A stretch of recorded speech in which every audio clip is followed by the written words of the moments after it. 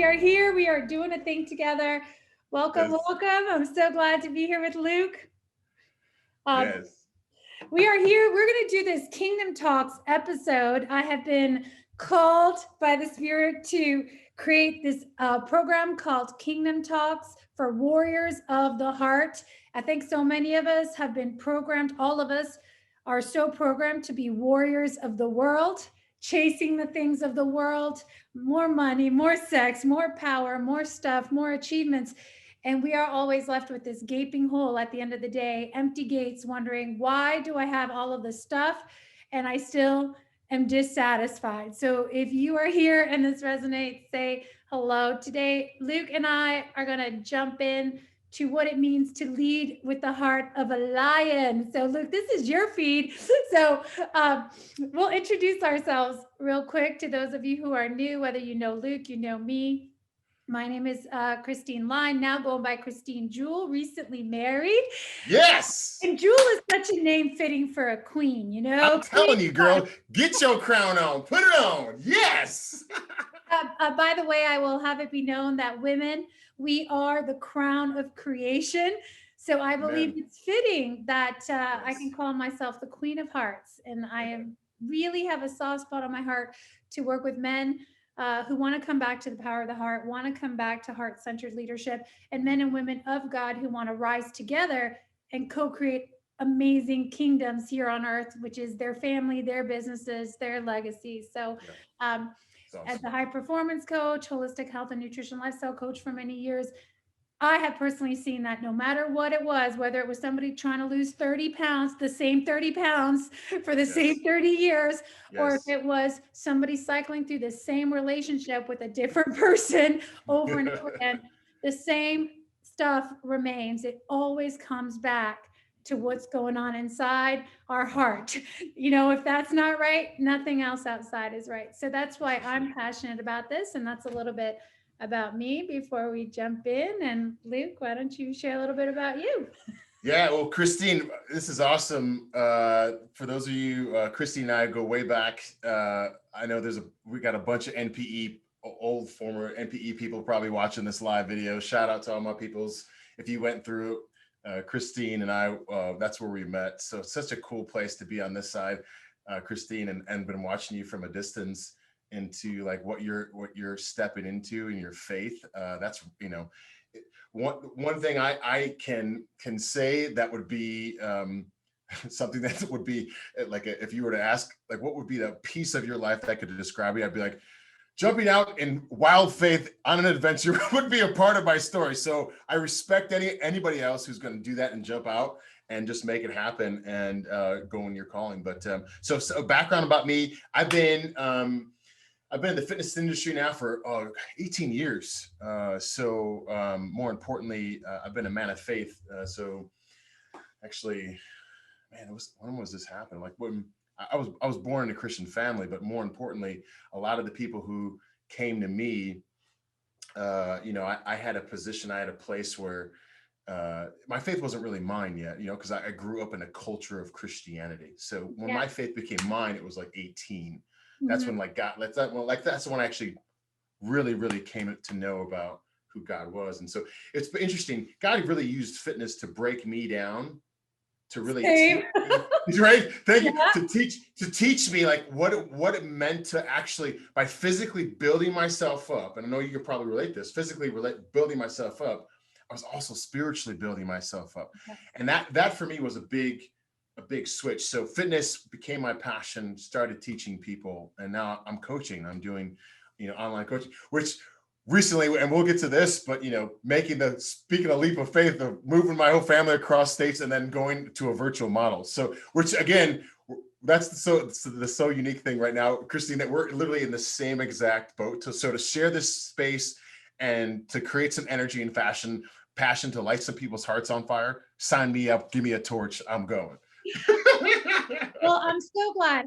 From the moment I met Luke, like he mentioned, we were both in the performance space, the fitness space. We met through a fitness company, business mastermind kind of thing. And I loved your spirit. I loved your fire. Same here.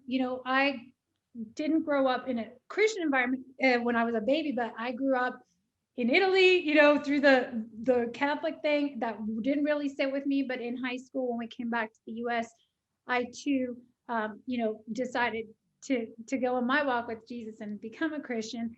And then there was a lot of years where I kind of, I had like wishy-washy faith, if we call it, right? Like I knew God was there, but I had my own backup plan. I had plan B.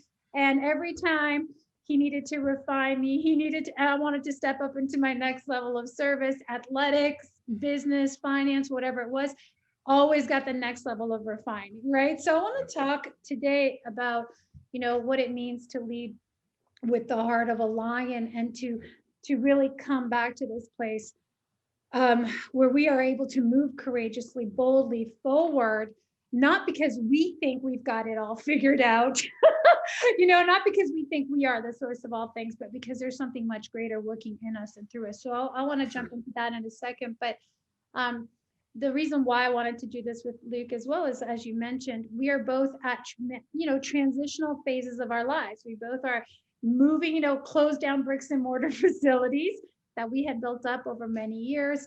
And it is, that leap of faith to go into the great unknown, to kind of start over. Both of us were just talking right before we got here. I shut down my business in overnight because of the pandemic. It was like literally worth nothing.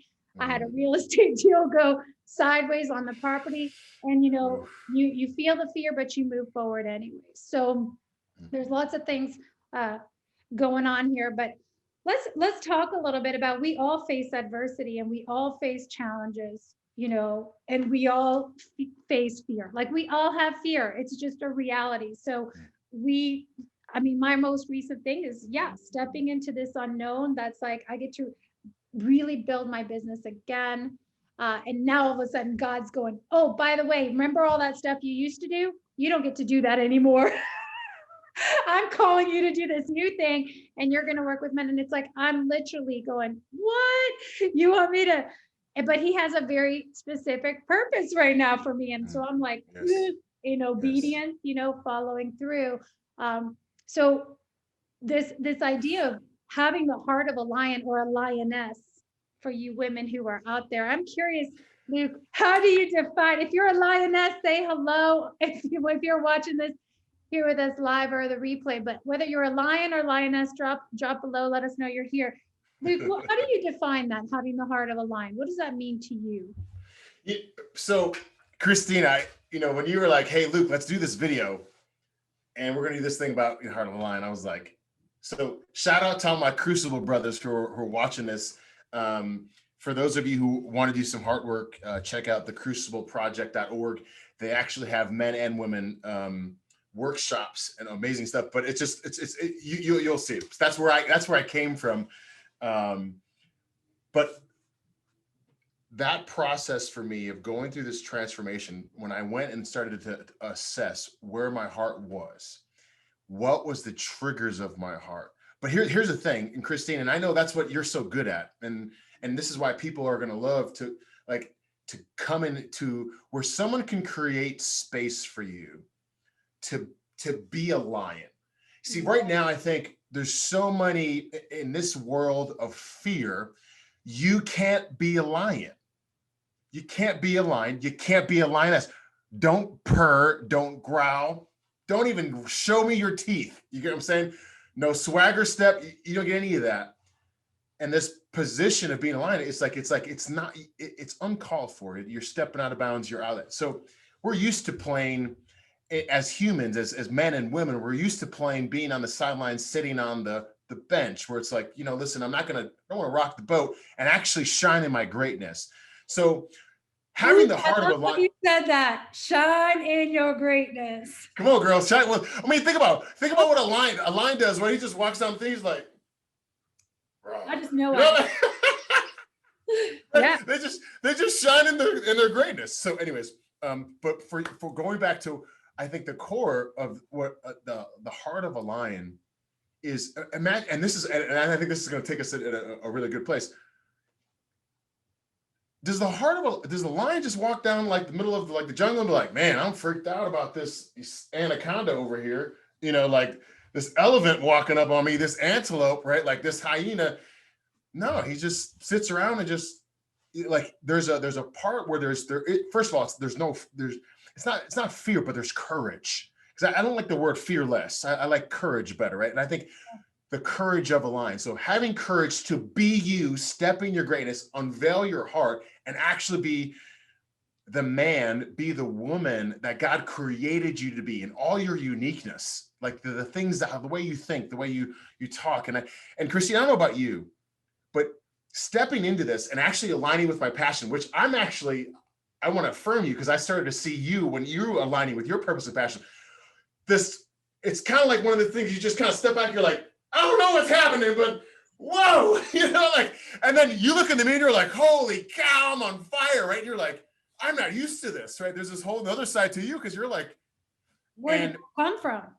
Where does it come from? Where does it freak you out? So that's, in my mind, that's where I think a heart of alignment. It's like unleashing the greatness. You step into it, you're on fire, and you're using your gifts and your talents to actually create a different change in purpose in today's community. That's a heart of a lion. That's my definition. How Yeah, about that? I love it. I love it.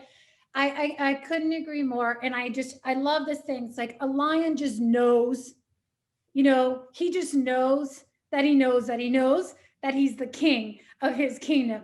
He does not need to go out there and strut his stuff or prove anything. He just knows. And the other thing, when we talk about fear, it's like we all feel it, but it's not to be fearful, but to be filled with the courage and to know when to act and to know when to rest. So what's interesting is the lion is not always hunting, killing, in motion. There's a lot of just being, being, watching, observing, looking over the domain, and then knowing when it's time to show up, step up, strike, and coming from the right place. So to me, that lion's heart is wild, it's fierce, but it doesn't abuse. It's not out there just killing everything in its track. Yes. It's the heart of that lion. So I love that, the wildness, the fierceness, but also it's just that knowing that even though I have the power to kill everything or to to be the king, I don't go out there and abuse it. I know when to use it. I know how to use it. And to me, that is the reflection of God, right? It's like God has the power to give and to take away and to destroy and to create. But it's just like he sits, and he knows when it's time to interfere. And then, I love the image of the lion and the lioness, because I love how every king needs his queen, and I believe that is a beautiful reflection of our own design. The lion is not out there on his own by himself in the wilderness going, okay, I'm going to figure everything out. I'm the man. I'm the lone. No, that's a lone wolf, and a lot of us have been trained to be lone wolves, and then we think we're lions. So we're out there trying to kill everything, hunt everything down. We think we're a lion. We're trying to roar, but we're really acting like a lone wolf, where the lion is now there with his lioness, looking over the kingdom, knowing when it's time to go out, when to come back. And it's just like that, knowing that power resides within, the courage resides within, all of that, but doesn't need to be, out there. So to me, I think there's something really powerful about that lone wolf versus the king. Well, and let's be straight up clear. Men, I don't know about you, but do you know that the lioness actually do the hunting? I'm just gonna say, we sit back and roar. I mean, we'll step in when we need to do it, right? I'm not gonna say, but we'll rather just sit down and rest. And so for in regards to dominion, so I think there's a lot of, I think about what you talk about with the power of the lion and the lioness. When you get into this place where you understand how the dynamic, and you've mentioned the heart many times, and when we were talking in the beginning, and the heart change and the shifts, and what's the heart of a lion, and see, and that's what's so key. I think, again, going back to the place where what I was saying in the beginning, a lion is fierce, courageous, and tender. I love it. And that is a reflection of the heart of a man, Yes. So, And so, like, and so and that's what's so unique about you. I mean, think about it. When you go to the zoo and you look on the other side of the glass, you're like, dude, this thing could just put his whole mouth over my head. And yet he's just, like, I want to go pet him, right? Like, it's like one of these things where you're saying, I think it's like in this position where you're like, man, there's this beautiful beast. But again, and you don't have to tell a lion to be a lion. A lion knows what to do. And I think going back to the heart of that, and I love where you're going with this, is like, can you be in a position, a place where you can actually know what part you play a part of the whole. I'm trying to say that clear. Yeah. What part do you play a part of the whole?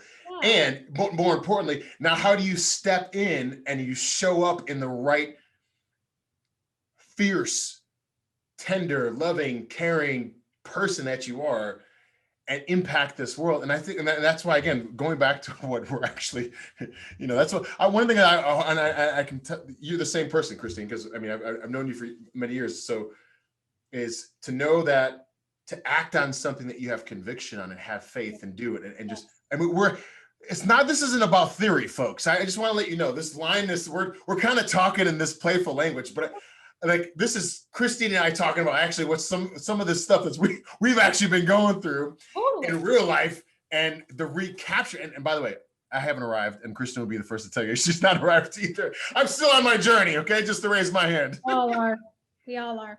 The journey from the head to the heart is the longest journey we'll ever take, and that's said, and it's so true. But what you're saying there is like knowing the power, knowing the place in the kingdom, right? And that it's all for something greater. It's not just about this house, this business, this thing right now, this project. It's like, this is my kingdom that I've been bestowed. This is my piece of the Sahara, the land, but it's part of the greater land. There's like a different level of respect and honor and appreciation when you are here. You have been given dominion over something, but that dominion is still in service to something greater. And I think, every single one of us in the heart, when we go to our heart, we know that we are ultimately always seeking, what is that greater purpose? What is that greater kingdom that I am here to serve? And I want to talk about one thing that I talk a lot to my clients about, and that is, where is our allegiance to? When I think of the heart of a lion, number one, it's like remembering who we are, remembering who I'm created to be. I was just at the park this morning. I was doing I do my declarations. I was dancing in the middle of the park, and I was saying, every day I am remembering more and more of the woman God created me to be. Every day I'm remembering more and more of the lioness, of her grace, of her beauty. Every day I'm unveiling more and more of her radiance.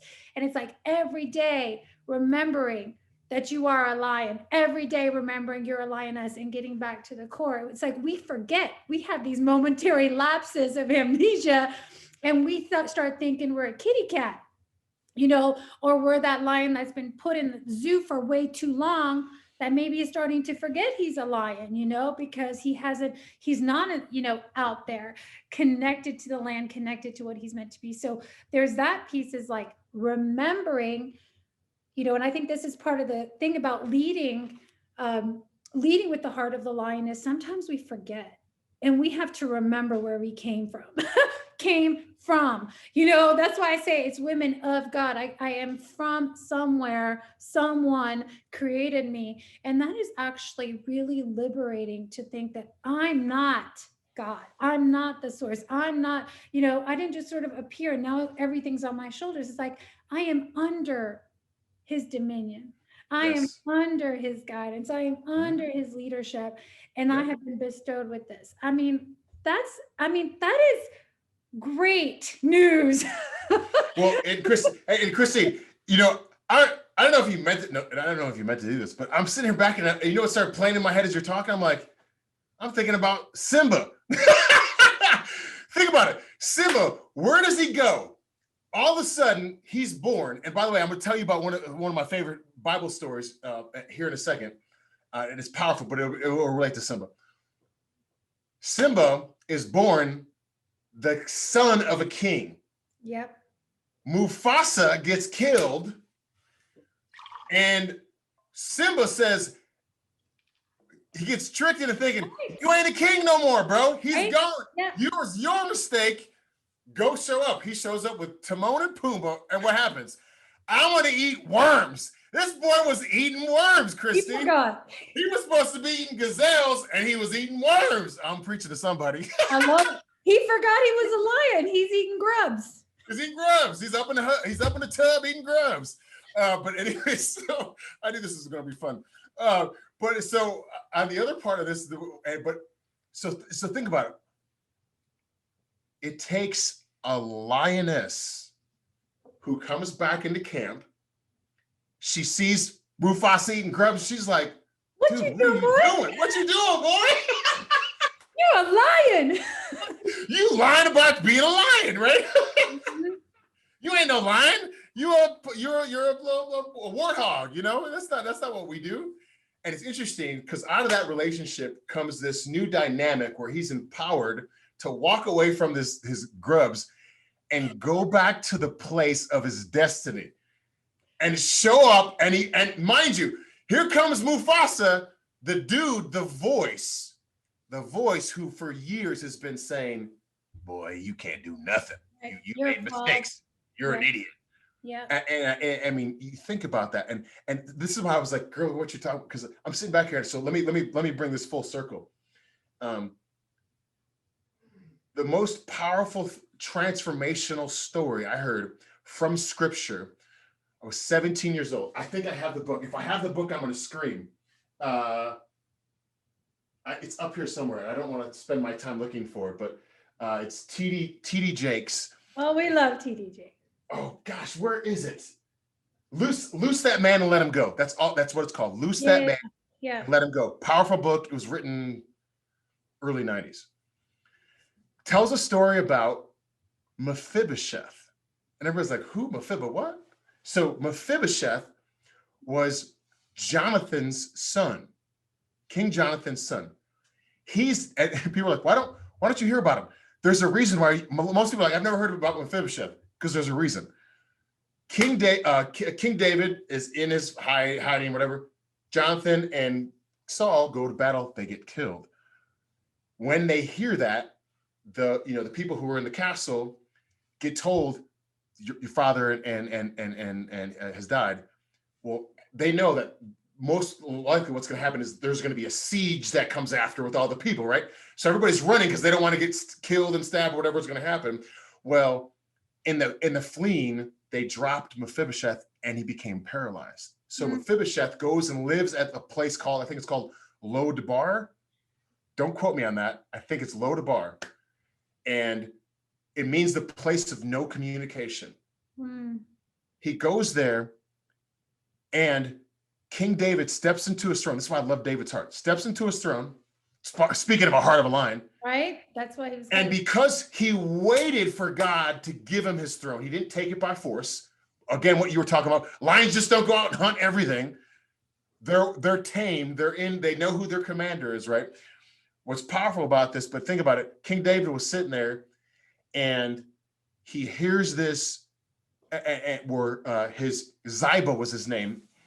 Ziba was like he was like Saul's man. He ran things, and obviously you're not gonna, coming from one king to another, you're not gonna keep anybody with whose affiliation to another kingdom. You're gonna get rid of him, kill him, get rid of the family. King David says, no, not only am I not going to do that, he's not my enemy. Is there anyone left in the family and he's like, well, there's this dude named Mephibosheth, but we got him taken care of. He's in a house. Now, can you imagine Mephibosheth? Mephibosheth has no clue, and he's sitting in this wheelchair. Can you imagine Mephibosheth walking around like, hey, man, I used to be king. And we were like, dude, you ain't no king, bro. Look at you. You stink. You're in the gutter. Think about it.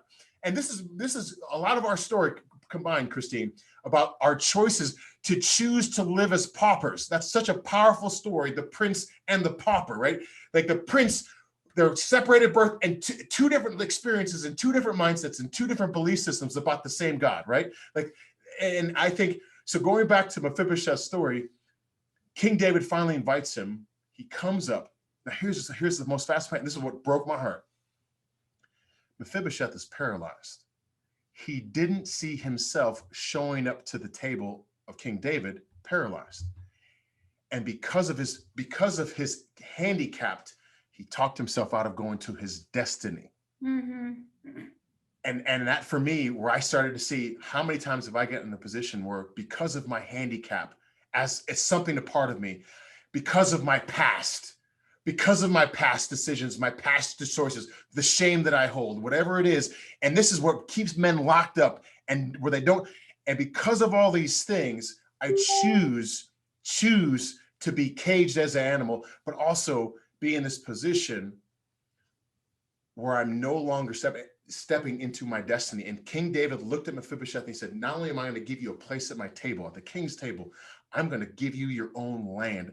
And Mephibosheth steps. He has no clue. He's sitting around the gutter. People are hating on him. And all of a sudden, God just says, you've struck gold. You're back in the kingdom and you're underneath your authority because that was where you belong. And I think so many people, and that's why I said, when you were talking about that, the story of like Lion King and Mephibosheth came together. And I was like, this is exactly what you're talking about. It is. And you know what is it's so refreshing, that idea that we're not alone. Somebody said the other day in a group somewhere, they said, oh, to be courageous means to go out alone. I said, there is no way. You are not alone. And what I love about that, what you just said, the Lion King story and the story that you just shared is that, even in those moments when we forget our birthright, we forget where we came from, we forget our creator, we forget because we are so bound up in the chains and the prison of our past. We all have bad history, okay? I don't know. And if you don't think you have, I'll bring this person on this call because I'll laser coach them down. We all have things, dark stuff in our past. But, even in those moments when we are so lost out in the wilderness and we have forgotten who we are, God pursues our heart. Oh. He comes and he presents, King David now says, I see you as the man that you are. I am here to remind you. And we get to see our reflection in each other's eyes. When Simba was out there and Nala came and she looks at him and she says, Simba, I see you. I see the king. And he got to see himself in her eyes. And then Rafiki came and showed him in the water. Yes. Yes. Right. And he showed him again because he just forgot. Let me show you where you came from. Wow. Look in the water. And it's always a reflection through someone else's eyes, and that's, I think, is so powerful that God comes knocking on our heart through so many ways. There's just that knowing inside, something that, opportunity comes up. But so many times, I believe God uses us as vessels. He uses other people, to come and remind you of to be that reflection. And I think you said something else that was really cool about, the Simba story was, I think that there is something, what I'm really passionate about right now and what I'm really feeling called to is, as a woman, to present back or to remind men from a woman that I see the man inside. I believe in your goodness. Because I think for so long, men have heard you're an idiot, you abuse power, you take advantage, and again, they forgot, right? They're not honoring their strength, their courage, their all of that stuff that makes them the heart of a lion. That they're not honoring the heart of a lion because they've been numbed out, neutered, subdued, suppressed, oppressed. And I think there's something beautiful about how God can, use the feminine to come. And by the way, this works the other way around. We don't get our validation from the opposite sex, but it's like air and oxygen to go, okay, I remember this is your unique design, and let's come alongside each other and remind each other, Yeah. And that's beautiful. It's truly beautiful. And Christine, I so appreciate your, one of the things that I just affirming you and in your step, that's part of what I've recognized in my journey. If I had more people just affirm what I was doing and just throw some gasoline on my fire, and I don't get caught. You don't need. I don't need that. What I'm saying, but had I've experienced more people calling me out and reminding me, like Rafiki and Nala, about who I really am, as opposed to who I'm really not, Like, Yes. don't be that guy. Well, I'm going to keep being that guy because you keep reminding me about that guy, right? Yeah. Who am I though, right?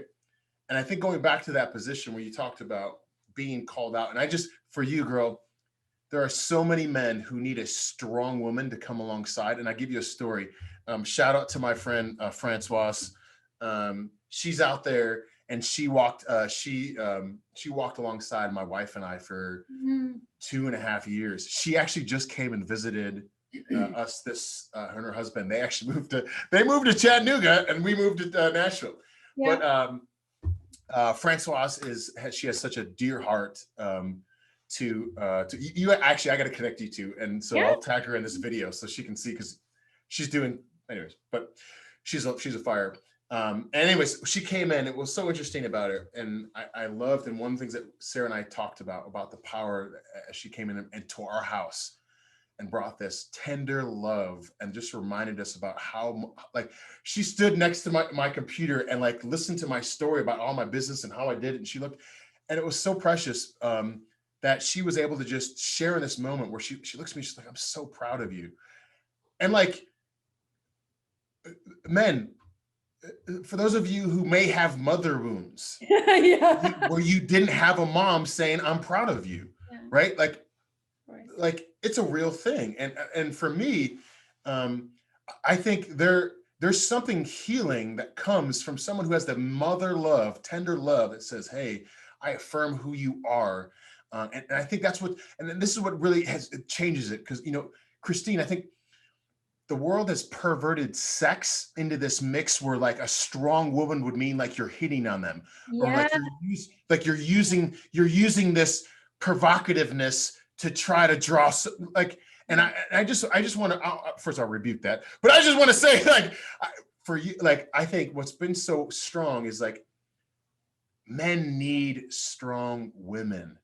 Yes. Women need strong men. Yes. And we It's a need each other. it's a yin yang where and I'm telling you, and that's why. So I affirm you for stepping into your calling and actually going out above and beyond when you could have made any ever the story like me, a woman going after me. But I'm telling you, that's why I was giving the story of Francoise, because she has done so much for me in my heart. And I remember so many times to meet with her, and it was so great to hear just some of the reflections of like the most powerful things and shifts and changes I've made in my life has been from men. When men look me in my eye and go, I know who you are. Yeah. I love that. Yeah. And I know who you are on both sides, not just your good stuff. Like, I know who you are in your bad stuff. I get that. I see you. I still love you, brother. Yeah. I still love you, sister. You're like, doesn't change who you are as a person, doesn't change who you are as a lion. We move forward in life, and you get to continue to pursue this. And I think that's what's so powerful as you step back and you receive that goodness. Like, it's like, as many worries as I could talk about, as many things as I could complain about, as many lists of, it's just like, I step back and I'm like, and now you promise to deliver on that, God. God, you promise to deliver on this over and over. And I don't know about you, but over and over and over again, the only reason why I'm even in this position, I'm alive today, I'm married, I have a family, is because of God's grace. On my mistakes, on me thinking I should be eating grubs. I should be eating grubs, hanging out with Timon and Pumbaa, smelling his farts. And that was life for me, right? I should be Mephibosheth in the wheelchair, telling all these good stories about how I used to be a king as a toddler. And I can't do anything now because I'm crippled and using my crippled. So I'm going to pause. I'm going to interject right there because you just nailed something else. So we talked about being the heart of a lion is, remembering who we are, remembering where we came from, remembering. And by the way, for those of you who are listening to this, wherever you are, if you're having a momentary lapse of forgetting, God pursues your heart. So if you're willing to get out of your head and just go into the fields of your heart, just really say, God, reveal to me, show me who I am, show me, reveal to me. And I guarantee you, God will present someone or something in your life or call you or inspire you to go and rediscover that relationship again, meet the man inside again. But, you said a lot of people forget, like we forget that, we were saying, I used to be, and we fall into this I used to be story, so I want to go into that because you and I have heard that for so long in the health and wellness space.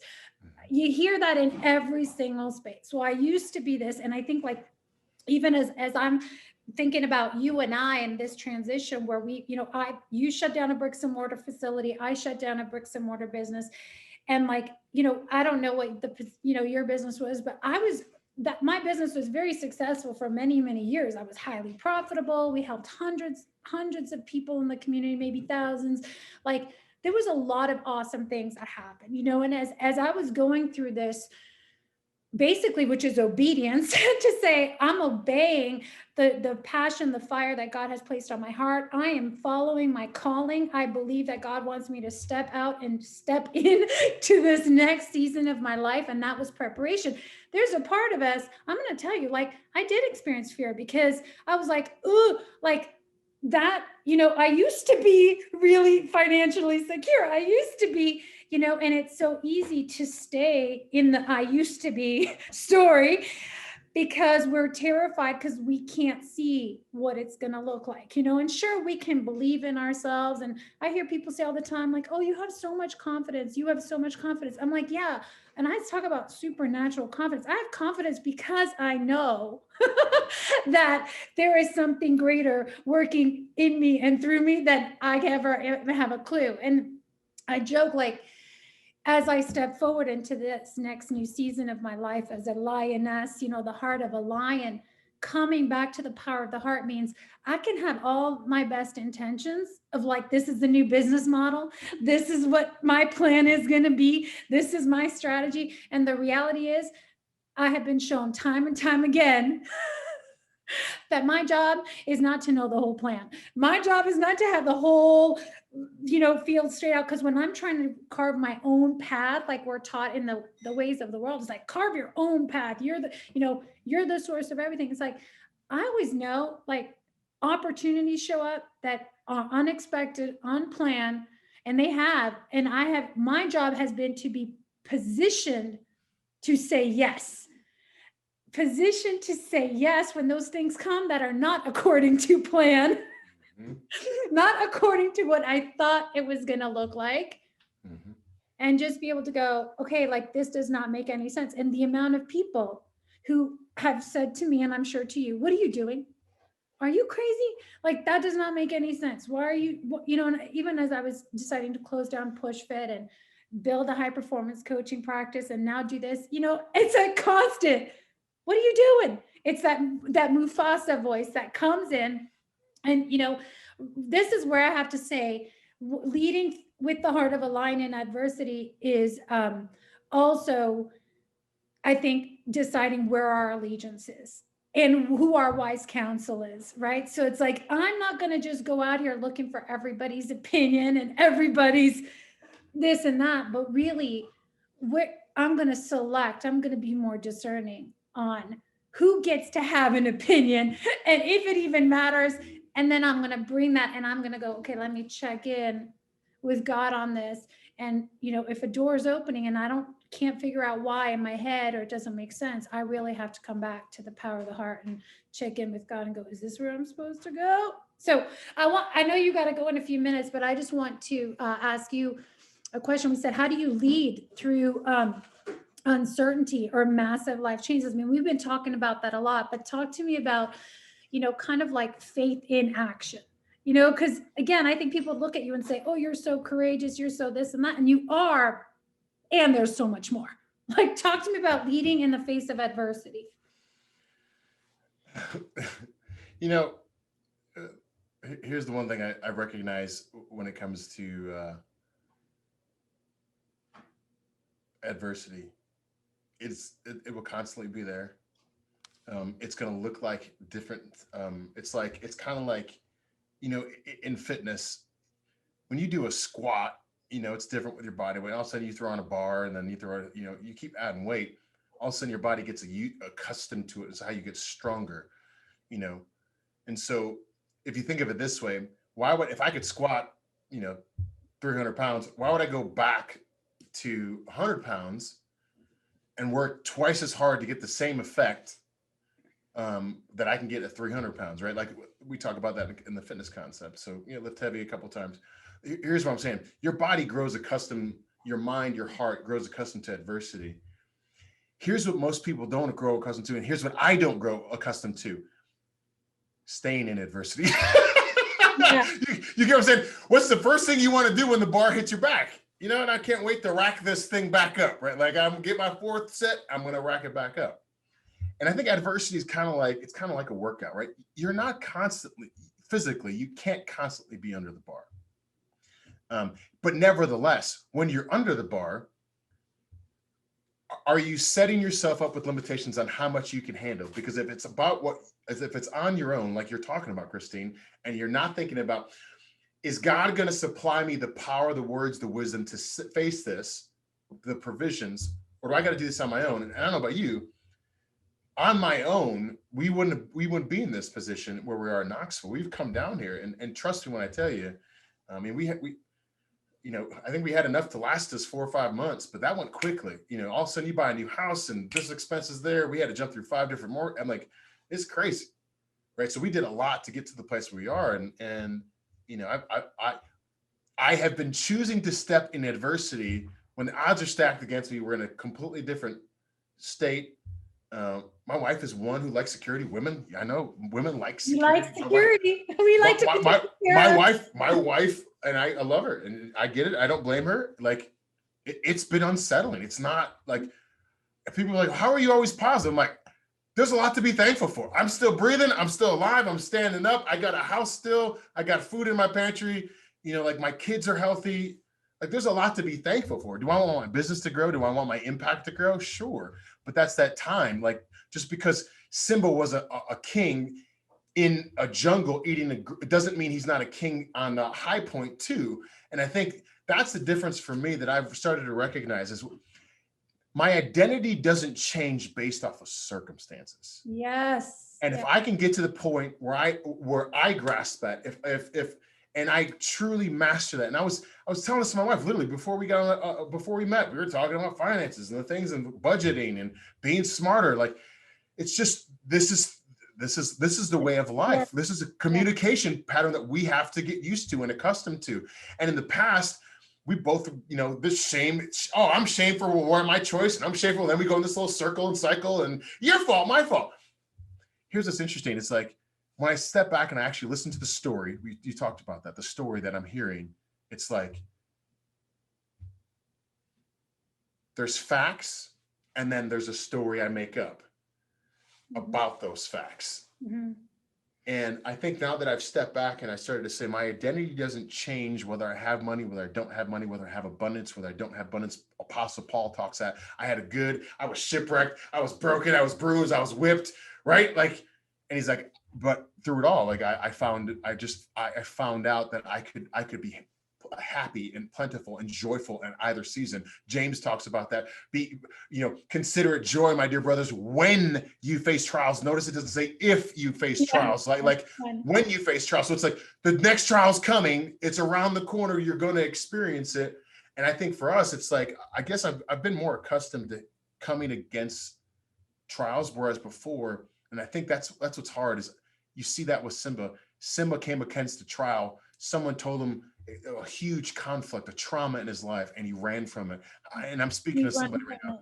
How many of you have had a trauma in your life? You've had someone pass away. You've had a loss. COVID destroyed you. You got a sickness in the family. Your income is on the brink of ruining, right? Like, your business has been exploded. You've had to sell your business, and you didn't get what you expected out of it. Whoever is listening to this, I think the decision, here's your decision. I'm going to leave you with a challenge is, do you go towards your adversity? Do you face conflict head on in all that you are with the support of your brothers and sisters, right? And having that support and going back and being willing, if it means that you got to go through the desert by yourself, where it feels like it's by yourself, right? Feels like you're by yourself. You're going through the desert to get back. You know, like the footsteps in the sand, right? They're talking about, I carried you the whole way. You should know those are my footsteps. That wasn't just those weren't yours. I was carrying you. Yeah. But going back to that place where getting back to your place, and I remember, I think the Simba got on the rock and he went, what do you do? right? He roars at the where Rafiki, had taken him and put the song went off. Simba comes back to that place, and again, I think what's really powerful about behind him though was all of his lionesses, right? Like there was droves of them. That was his security detail had increased on that, on that note. And but there's security, there's safety, and but again, and that's where I think life, this the ebb and flow of life, of recognizing it's going to be tough, it's going to be difficult, and you have two choices: run or face it. And there's really no neutral, because neutral is running, because you can't be in neutral when it comes to conflict. You have to choose, and it's like it's inadvertently you not choosing is you running. You're not choosing as you running. Yeah. And as we wrap up, I think adversity just is part of life. And the reality is we are all built for adventure. Like every person is always craving more variety, more adventure. We love to travel because we love the unknown. There's a part of, like, we are designed to be in the unknown because that's what gives us thrill. That's what gives us excitement. That's where we feel most alive, because we are experiencing something that is beyond what we know, beyond, and I believe that God calls us to go into adversity, to go into the unknown, because he knows there is where the greatest gifts are given. There's where that you feel most alive, and there's where you need me. And that's where we reestablish that relationship. So it's not about making adversity your foe, but really going like, can I learn to love the adventure? Can I learn to love the unknown? Can I learn to see that this is actually part of my divine design? And I know it doesn't have to suck in the process, but I can be in the adventure in joy. I can be in the adversity in courage. I can be in love. I can be in whatever it is, be filled with. It's like what's in your pack when you go on the adventure is up to you. You can sit there and be like, I got nothing, this sucks. Meanwhile, you're sitting in this most beautiful mountains in the, and is there danger? Yes, but it's really about making friends with the unknown. And again, I think a lot of this conversation comes back to remembering who we are in our design. So leading with the heart of a lion is like, yes, you are wild. Yes, you are fierce. Yes, you are courageous. You have the heart of a lion, the heart of love, and you are designed for the wilderness, but not alone. I love it. So Girl, powerful stuff. All right. Well, thank you so much for joining me. I really enjoyed catching up with you and doing this. And I'm so blessed and honored to have you as a friend. And let's catch up soon again. This won't be the last time, Christine. This is just kicking off something powerful. So I appreciate you. I affirm what you're doing, girl. Keep going after it. There's a lot of men who need strong women to call them out and put them in, just put them in a place where they can heal and grow and step into who they are. So I affirm you for doing that. I know myself, there have been many women who have stepped up, including my wife, have challenged me on many fronts, and have also helped me get into a position where I can see myself more clearly, which then I can make a decision to act on. And that's what's powerful about that. So I appreciate you, girl. Awesome. Awesome. All right, guys. Thanks for joining us. If you guys have questions or comments, pop them below in the comments and we'll come back and answer. For sure. One love. Peace.